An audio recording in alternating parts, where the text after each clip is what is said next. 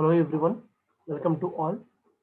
In the previous session, we have discussed about the plane stress and principal stresses as well as the Morse circle, how to draw Morse circle. So then we have completed the completely first regarding first chapter. Okay. So let's move to second chapter, which is shear force and bending moment diagrams. Okay. How to draw shear force and bending moment diagrams as per the we have a standard uh, situations. First one is the cantilever beam, and the second one is the simply supported beam, and third one is the overhanging beam. Okay, so these are the standard situations. So as per the standard situation, upon which an external agency, which is a point load or UDL or UVL, uniformly variable load. Okay, so will happens. How does it changes? Okay, how, how to draw shear force and bending moment diagrams. And next, just have a look at this. What is the beam? So beam is nothing but the suppose whenever we consider a member. Suppose I consider a member here. This is the member. Member is nothing but the workpiece. Okay. So which and its axis is horizontal, longitudinal. Okay. I just consider a member and which axis is longitudinal. Longitudinal is the horizontal. The axis of the beam is horizontal. Okay. So upon which an external agency tends to act on the body, which leads to any bending moment or it leads to any shear force, which is caused by the external agency. Then uh, it is called as a beam. Here, one main point is the load will be acts in a direction of perpendicular to the horizontal axis. Okay, here the transverse loads will be there. The loads will be transverse in the sense perpendicular direction. Okay, not in the axis direction, axial direction. Okay, so then the member is, you can call it as a beam. Okay, and the next one is the,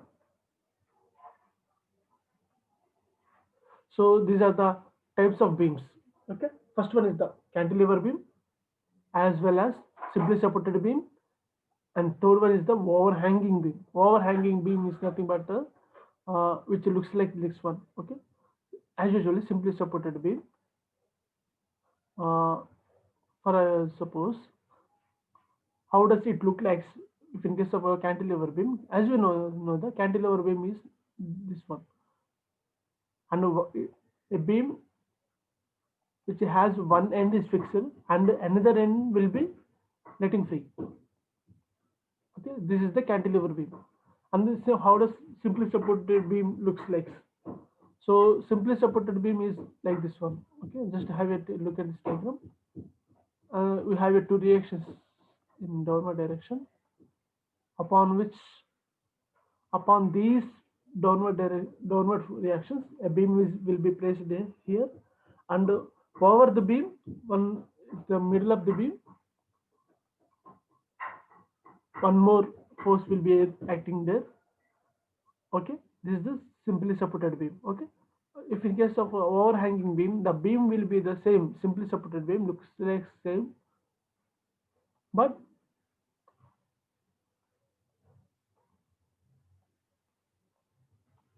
the beam will be extended beyond the supports. Here the beam will be the restricted up to the supports only. Okay, the beam will be restricted up to the supports only, and here the beam will be the extended beyond the supports. Okay, and over there the any load will be there. Load will be either in the either at this point or mid of the beam or edge of the beam. Okay, so this is the overhanging beam. So and fixed beam in the sense is what, how does it look like means uh, fixed beam is nothing but here, here two beams are there, and here the one beam here, and it has the two ends are getting fixed by Okay, getting fixed like this one, fixed beam. So okay, and in this chapter we are only going to discuss on learning about the cantilever beam as well as the simply supported beam. Okay, uh, simply supported cantilever beam is rigidly fixed to only one end, and when a load is applied to the cantilever reaction, and a resisting movement will be are produced at the fixed end. Okay, uh, what it speaks that a movement will be there. A movement, suppose in a cantilever beam, a movement will be there. So due to the movement, some bending movement will be happen. Okay, due to the force, due to the external force, some bending movement will be induced within the body, and that in bending movement is maximum cause induces maximum at a fixed point, fixed end. Okay, and simply supported beam supports at ends, and there are vertical reactions at the supports, but no resisting moments. No resisting moments in the sense here we have a bending moment, and here we don't have any bending moment. Okay, why? Because these are not the fixed supports; they are just support reactions only. Okay, and overhanging beam projects beyond the one or both of its supports, beyond, and it is subjected to loads outside the supports. Okay, as well as the between them. Is nothing but they are reaction to the suppose the, and there is, and but no resisting movements. Resisting movements. Suppose what does mean by bending movement? What does it mean by resisting movements? Suppose in case of cantilever beam, suppose due to the external agencies, there will be chance of induced some bending movement will be there. Okay, some bending moment will be there. Due and in order to uh, restrict this bending moment, some resisting force will be developed by the material. Okay, in case of quite oppositely, uh, and this resisting moment will be induced in the only cantilever beam itself only. Okay, there is no any scope of inducing resisting movement in order to restrict the or against the bending moment. Okay, అర్థమవుతుందా ఒకసారి ఏదైనా force apply చేయడం వల్ల ఒక bending moment అనేది form అవుతుంది. Okay, induce అవుతుంది. So ఆ బెండింగ్ మూమెంట్ని మనం అరెస్ట్ చేయాలి, దానికి అపోజ్ చేయాలి ఏదో ఒక బాడీ. ఆ బాడీ అనేది క్యాంటిలివర్ బీమ్లోనే ఎందుకు అవుతుందంటే ఆ క్యాంటిలివర్ బీమ్ ఫిక్స్డ్ బీమ్ కదా, వన్ ఎండ్ ఫిక్స్డ్ కదా. సో ఆ ఫిక్స్ చేయడం వల్ల ఒక రెసిస్టింగ్ మూమెంట్ అనేది ఇండ్యూస్ అవుతుంది మెటీరియల్లో. ఆ రెసిస్టింగ్ మూమెంట్ ఆల్రెడీ ఫోర్స్ వల్ల ఫామ్ అవుతున్న బెండింగ్ మూమెంట్ని ఈక్వల్గా ఉండి దాన్ని అపోజ్ చేస్తూ ఉంటుంది. ఓకేనా, ఓన్లీ ఆ క్యాంటిలివర్ బీమ్లోనే మన రెసిస్టింగ్ మూమెంట్ అనేది అబ్జర్వ్ చేస్తూ ఉంటాం. Not only in the sense of simply supported beam as well as overhanging beam and fixed support. Suppose it may be chance of getting resistant movement in the fixed support also. Okay,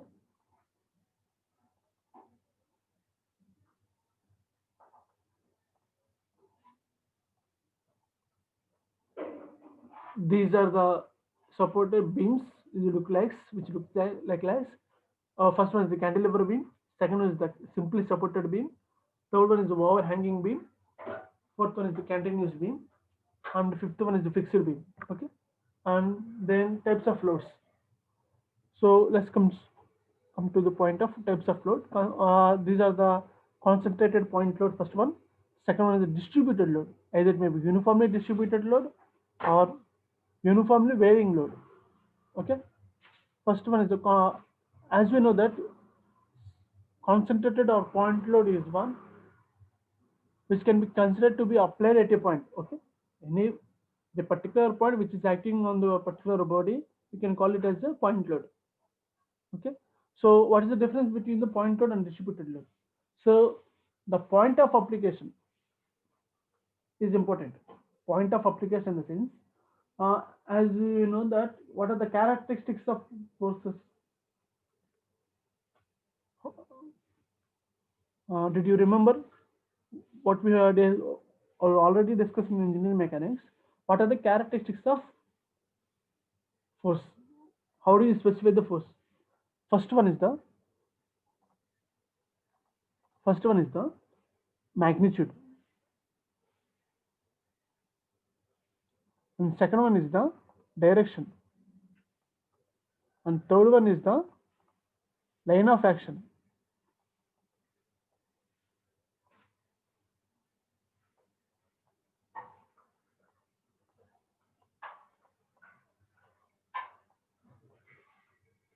Third one is the line of action. Fourth one is the fourth one is the point of application.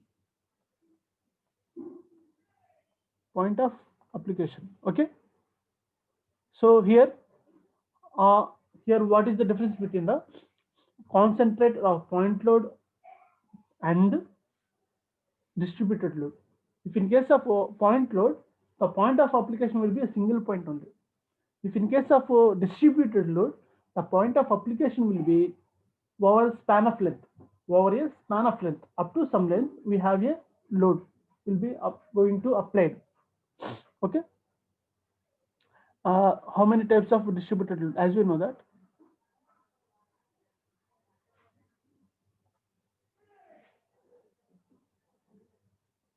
this is the uniformly distributed load. It looks like this one, and the triangle load will be looks like this one, and both UDL and UVL will be acts on a beam over the span of length. Okay, some part of length over some part of the length of the beam. The load will be X. Okay, the load is spread along the beam over the entire length, and the pass of length is called distributed load.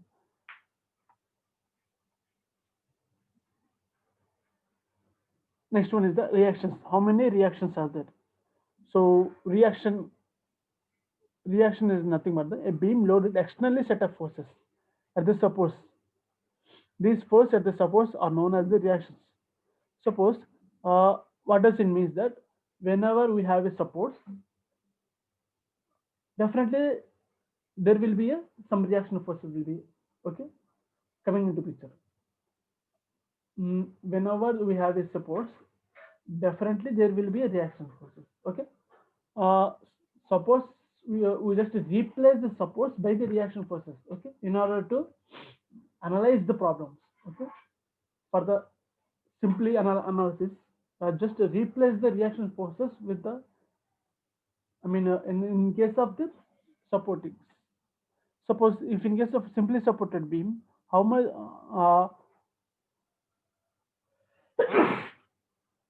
If in case of simply supported beam, the load will be these supports will be replaced by these two reaction forces.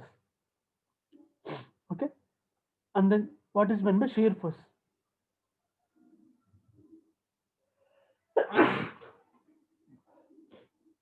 Shear force. Shear force is nothing but the algebraic sum of the forces acting to the right or left of the section is known as shear force. Algebraic sum of the forces is nothing but the. Suppose I have a beam here, and this is the beam, okay, and this is the beam. You can call it as a simply supported beam. Why? Because these two supports are looks like simply supported beam. Okay, and this simply supported beams and over the beam F1, F2, F3, these forces are acting on the body. So let us consider a section here, and over the right side of the, I'm just considering the right side of the section. Right side of the section. Suppose in case of F3 at the rate of RB. Okay, I'm just consider these forces. I'm just considering the right side of the sections. This is the section, and this is the left side of the section, and this is the right side of the section. I'm just considering the right side of the section. Algebraic sum of the forces means that the summation of forces will be 0. Suppose what is the sign question? We already have discussed about the sign conventions regarding shear force and bending moment diagrams. Sign convention in the sense all the downward forces will be positive, or sorry, all the downward forces will be negative, all the upward forces will be positive. Suppose Here the upward forces will be RB. So RB, okay, minus R3 F3 equals to 0. This is the equilibrium summation of forces. Okay, this is a, you can call it as shear force. So it is a section XX F3. So here he is just considering the all downward forces will be positive and all upward forces will be negative. Here F3 minus RB equals to, this is the right side of the forces and which should be equals to left side of the forces, RA minus F1 minus F2. How does it look like? So how, where it comes in the right side of the section, if you consider the section on the right side of the, when you consider the right side of the section, uh, all the downward forces will be positive.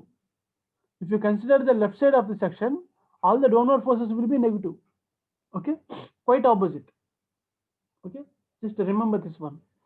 If you consider a section of the beam, all the right side of the forces, uh, all downward forces will be positive, and if in case of left side of section, all the downward forces will be negative.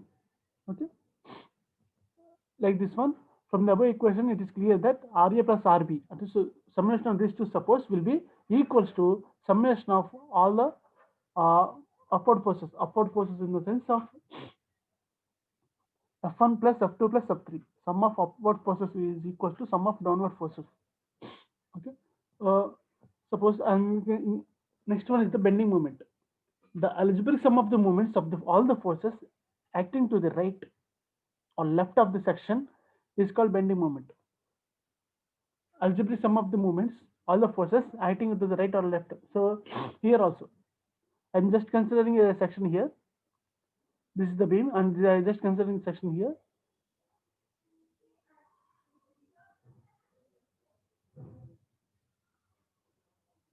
So RA is multiplied by AX minus F1.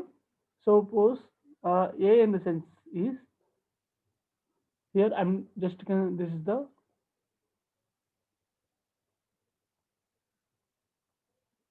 at this point you can call it as A. Okay, this is the A point. I'm just considering the at the at this section. I would like to all the moments will be zero. Summation of all the moments will be zero. Just consider here RA is multiplied by RA. This is the force, and the perpendicular distance will be A and X. Okay, the bending. What is the mean of bending moment is the force into perpendicular distance here. Okay, the force will be RA and the perpendicular distance will be the AX. This is the anti-clockwise direction. That's why we can call, you can take it as a positive. If in case of if you consider the F1 forces and multiple perpendicular directions will be Cx. Okay, and minus F2 dx. Okay, so the sign convention will be the, here all the anti-clockwise movements will be, so RA will be tends in anti-clockwise direction. Sorry, this is the clockwise direction,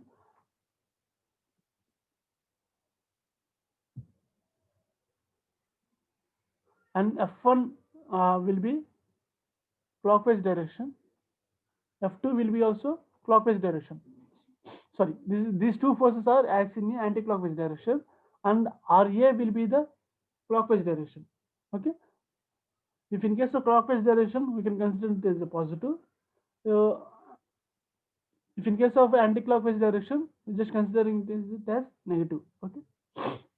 So it's depending. So how does the sign convention changes? How do we consider whether it be positive, whether it may be negative? How does it? So it's our wish. Okay. Some textbooks following clockwise is positive. Some textbooks are following anti-clockwise is positive. Okay, depending upon ourselves. Okay, so just fix one point. So my sincere request is all the anti-clockwise directions are getting positive. Okay, all clockwise will be negative. So my suggestion is this. Okay, for simply understanding, this is the textbook we have. Here we have this fellow considering only clockwise will be positive. That's correct. Okay, and the next one is the point of contraflexor. Contraflexor is nothing but the point of contraflexor or inflection in a beam is that point at which the bending moment when the bending moment will be zero or changes sign from the positive to negative. Okay, so what does it mean that whenever the bending moment will be zero, reaches the point zero, at the point suppose whenever the suppose I have a beam here, I have a cantilever beam here.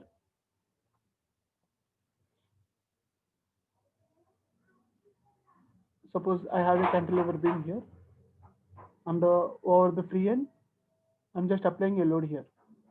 How to draw shear force diagram? Suppose if in case of shear force diagram, if I draw a shear force diagram, so this is the baseline, uh, and it has a some amount of shear force will be induced within the body due to the some external agency, which is equals to some external agency. Suppose here 10 kilonewtons here, 10 kilonewtons. Here also 10 kilonewtons of amount of will be induced, and this is constant throughout the length. Why? Because there is no any any load beyond this point. Okay, this is the constant shear force will be diagram. And if in case of bending moment, this is how to draw bending moment diagram. This is the baseline, and due to the application of external force, definitely there will be some amount of bending moment will be there, and this bending moment will be like this one. Okay, why? Because this is the point load. That's why reason here the bending the line will be inclined line.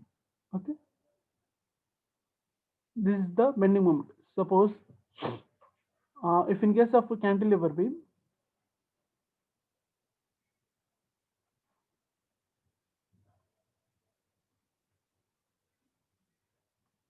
the bending moment will be like this one. Okay,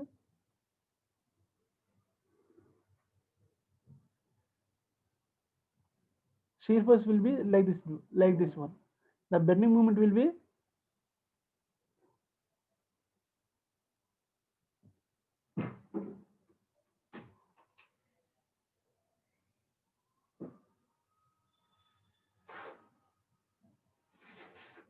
okay like this one. At this point, we can call it as a contraflexor, the point of contraflexor, at which bending moment reaches zero. Okay, the bending moment reaches the level of zero, and or it changes its sign convention. We can call it as a point of contraflexor. Okay, this is the shear force diagram. A graph showing the variation of shear forces along the beam is called as a shear force diagram. As usual, a graph showing the variation of bending moment along the beam, along the length of the beam, is called as the bending moment diagram.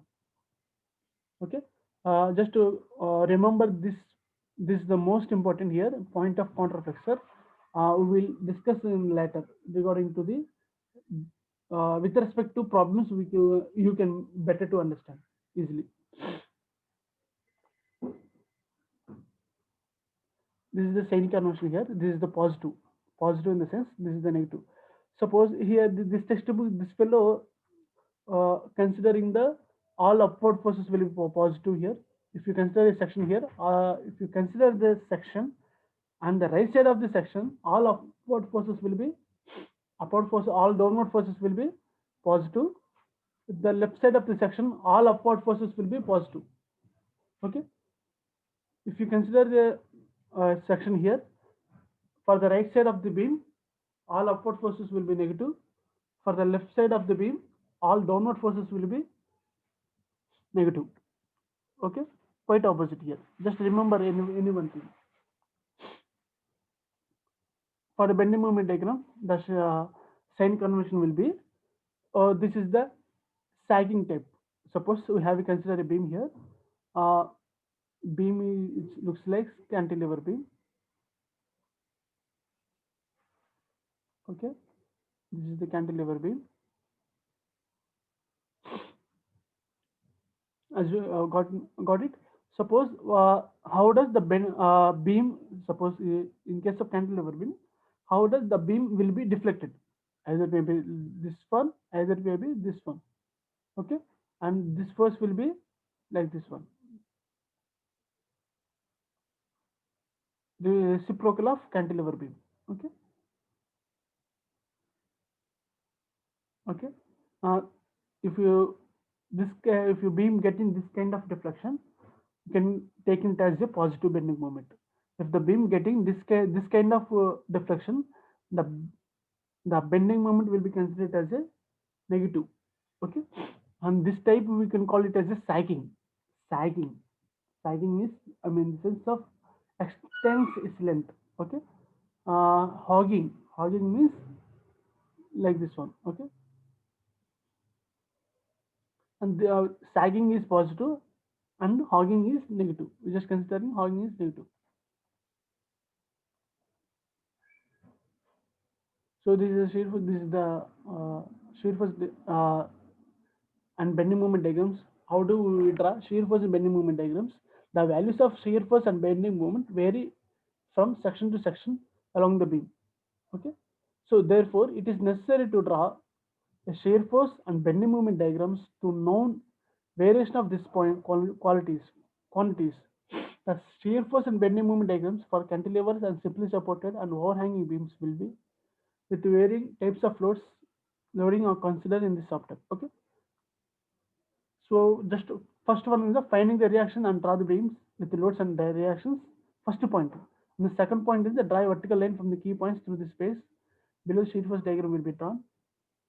And third one is the draw horizontal line axis SF diagram equals to length of the beam. So the units of shear force and vertical lines. These are the procedure for the shear force and bending moment diagram.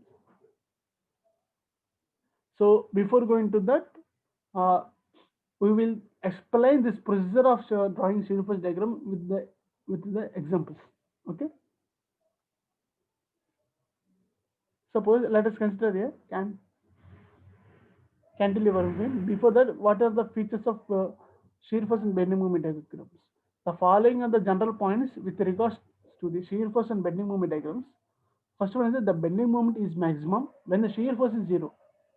The bending moment will be is maximum when the shear force is zero. Okay, this is the most important for the whenever the shear force is zero, it will leads to which indicates to maximum bending moment.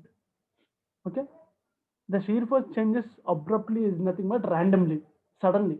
Abruptly is nothing but suddenly at points where concentrated loads are applied. Okay, which means that shear force changes is uh, what does it indicate that? Suppose I have a cantilever beam here. Okay, initially I have a cantilever beam. Okay, and at the free end I would like to apply some amount of force here. The first of all draw a baseline and then next calculate the shear force.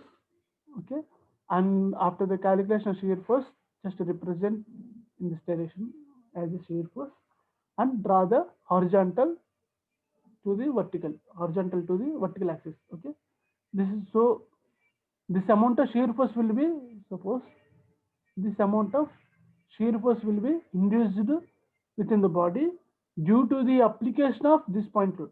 Okay, what will happen whenever the point two loads will be there? Suppose I have a one load here and I have a one more load here. This is the 5 kilonewtons and this is the 10 kilonewtons. Okay, suppose if in case of the how to draw shear force diagram, just to draw a baseline, and then which up to 5 some amount of shear force will be there, and then up to 10 this forces will be constant, and then again it rises to 10. Okay, 10 kilonewtons, and which is constant for the up to the fixed end. Okay, this is the shear force diagram for the multiple loads. Okay, suppose here at the particular point the shear force will changes abruptly, is nothing but suddenly. Okay, when concentrated point loads are applied. Okay, the graph is straight on horizontal line between concentrated loads, that is where there are no distributed loads. The shear force is constant between the concentrated point load. So what it indicates that SF graph is straight horizontal line between concentrated loads.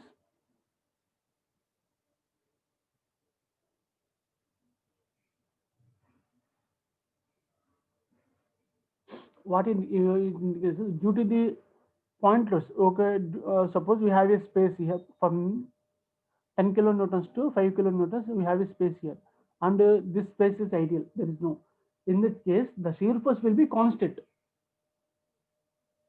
Okay, uh, how do we represent the constant is like that, we just draw a horizontal line. Horizontal line means that there is a constant shear force. Okay, the shear force graph is a straight or inclined line between points where UDL is applied. Suppose if in case of UDL, the shear force will be draw a inclined line here, like this one.